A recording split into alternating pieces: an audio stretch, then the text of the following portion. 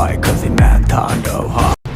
শুধু শাকিব খানকে নিয়ে নয়, গেল কয়েক বছর ধরে ঢাকা ইন্ডাস্ট্রির সিনেমা নিয়ে বড় একটি সমালোচনা ছিল নায়কদের তামিল লুক। বিশেষ করে মুখে দাড়ি গোঁফ ছাড়া যেন নায়ককে নায়কই ভাবতে পারছেন না নির্মাতারা।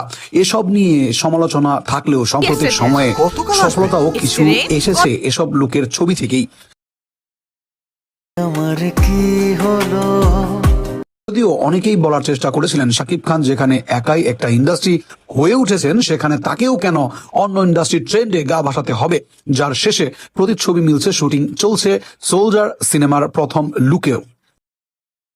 না, আমি একদিন ন্যাশনাল লেভেলে খেলবো।